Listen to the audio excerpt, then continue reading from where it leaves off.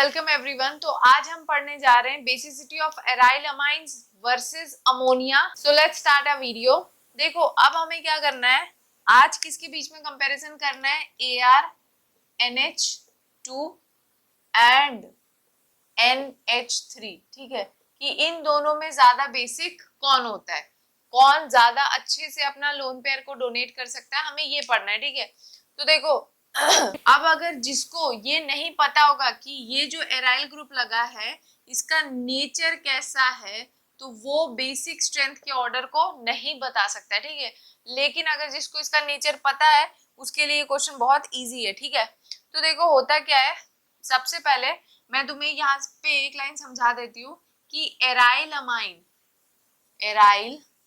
Amine is far less basic, it is far less basic than ammonia and alkyl amine। ठीक है, यहाँ पे मैंने एक लाइन लिखी है कि RNH2 that is RNH2 और अमोनिया के कंपैरिजन जो एराइल अमाइन होता है इसका बेसिक स्ट्रेंथ बहुत ही कम होता है। तो अब हमें क्या करना है, इसका रीजन समझना है कि ऐसा क्यों।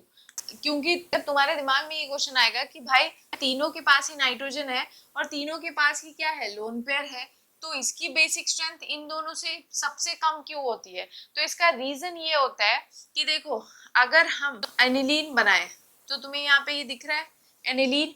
अब भले ही नाइट्रोजन के पास लोन पेयर होता है लेकिन ये लोन पेयर डोनेशन के काम नहीं आता है। ठीक है, क्यों, तो देखो क्या होता है, this lone pair is in conjugation with क्या, रिंग।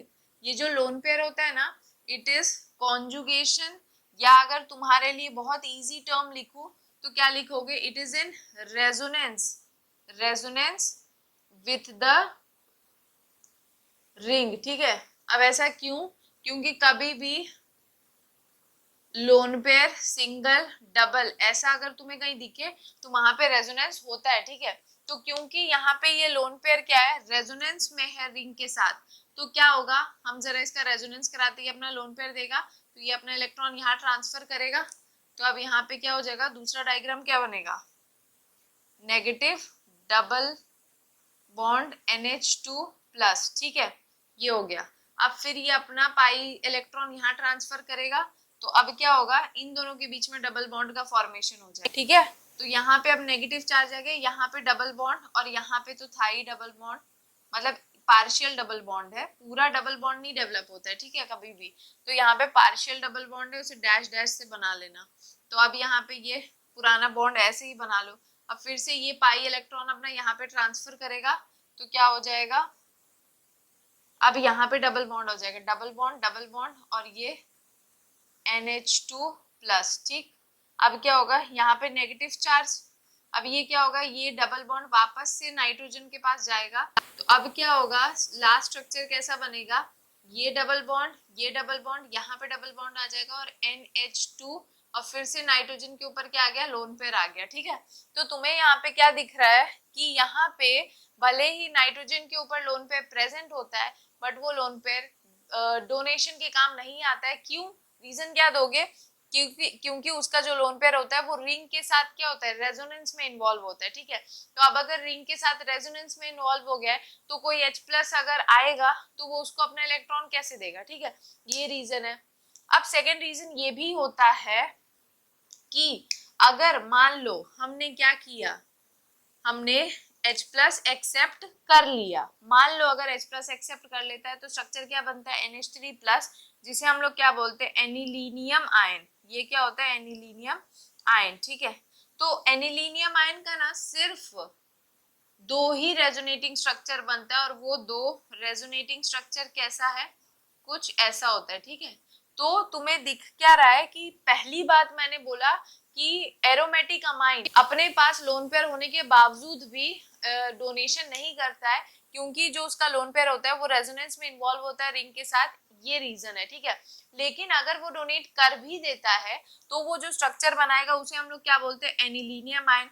और क्योंकि हमें दिख रहा है कि एनिलीनियम आयन का सिर्फ दो ही रेजोनेटिंग स्ट्रक्चर है, ठीक है, लेकिन जब उसने अपना इलेक्ट्रॉन नहीं डोनेट किया था तब जो उसका स्ट्रक्चर था उसमें 5 रेजोनेटिंग स्ट्रक्चर बन रहे हैं, ठीक है। यहाँ पे 5 रेजोनेटिंग स्ट्रक्चर बन रहे हैं जब एरोमेटिक अमाइन ने अपना लोन पेयर डोनेट नहीं किया है, ठीक है।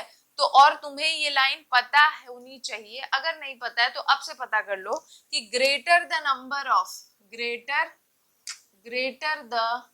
नंबर ऑफ रेजोनेटिंग स्ट्रक्चर, जितना ज्यादा रेजोनेटिंग स्ट्रक्चर बनता है ना किसी भी मॉलिक्यूल का, उसकी स्टेबिलिटी क्या होती है, उतनी ज्यादा होती है, ठीक है। उसकी स्टेबिलिटी उतनी ज्यादा होगी। तो जिसका रेजोनेटिंग स्ट्रक्चर जितना ज्यादा उसका स्टेबिलिटी उतना ज्यादा। तो इसका मतलब क्या बोलोगे, जब हम इसका कंपैरिजन कर रहे हैं एनिलीन का, तो हमें दिख रहा है कि जब उसने अपना इलेक्ट्रॉन नहीं दिया था तब वो 5 रेजोनेटिंग स्ट्रक्चर बना रहा है, लेकिन जब उसने अपना H+ जब उसने अपना लोन पेयर दे दिया तब वो सिर्फ 2 ही रेजोनेटिंग स्ट्रक्चर बना रहा है। इसका मतलब इलेक्ट्रॉन ना दे के उसको ज्यादा फायदा हो रहा है ना, क्योंकि उसकी स्टेबिलिटी जब उसने इलेक्ट्रॉन नहीं दिए तब ज्यादा है, क्योंकि मोर greater the resonating structure greater is the stability.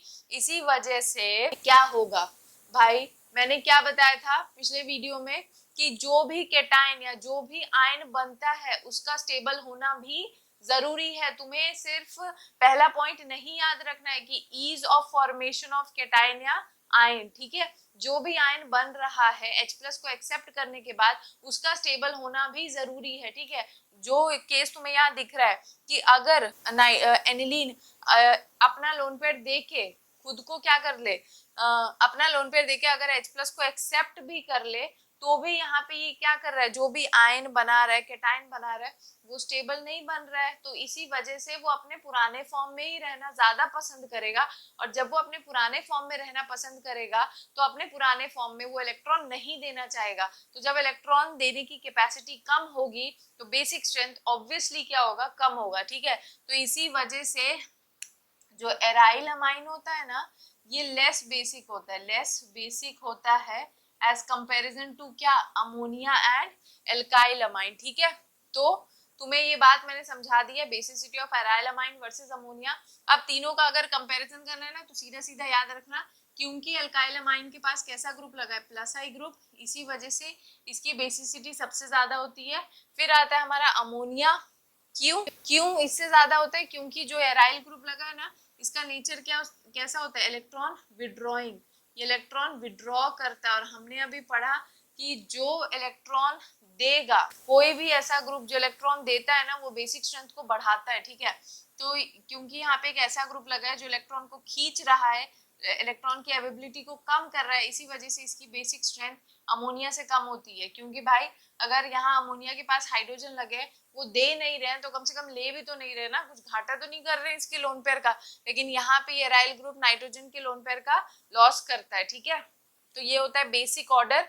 अब तुम बस इतना बात याद रखना कि अगर इसी एनिलीन में कोई एक ऐसा ग्रुप लग जाए जो प्लस आई ग्रुप वाले होंगे तो वो बेसिक स्ट्रेंथ को बढ़ाएंगे। जैसे कि अगर एल्काइल ग्रुप लग जाए इसी के साथ तो वो क्या करेगा, बेसिक स्ट्रेंथ को बढ़ाएगा। लेकिन अगर नाइट्रो ग्रुप लग जाए, फिर कोई हैलोजन लग जाए, तो ये सब क्या करते हैं, माइनस आई ग्रुप होते हैं, तो ये बेसिक स्ट्रेंथ को घटाएंगे, ठीक है। तो ये था हमारा basicity of aryl amine versus ammonia. I hope समझ आया होगा।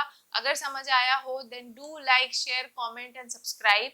एंड अगर कोई डाउट है या कोई इम्प्रूवमेंट चाहते हो कि हाँ मैं किसी और तरीके का वीडियो बनाऊं, या कोई टॉपिक है जो तुम लोग को नहीं समझ आ रही है, तो कमेंट सेक्शन में बताना, मैं डेफिनेटली अपनी तरफ से वीडियो बनाऊंगी। तो मिलते हैं नेक्स्ट वीडियो में।